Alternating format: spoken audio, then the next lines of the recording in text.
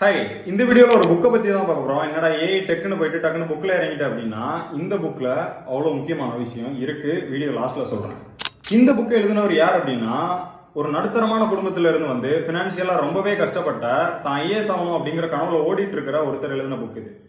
இந்த புக்கில் அவரோட வாழ்க்கை எப்படி இருந்துச்சு, அவரோட கல்வி வாழ்க்கை எப்படி இருந்துச்சு, கல்லூரி வாழ்க்கை எப்படி இருந்துச்சு, அவரோட ஆசிரியரோட ஆலோசனை அவருக்கு எப்படி இருந்துச்சு, அவரோட நட்பு எப்படி இருந்துச்சு அப்படிங்கிறத தெல்ல தெளிவாகவும் நம்மளோட உள்ளத்தை தொடுற மாதிரியே அவர் சொல்லியிருக்காரு.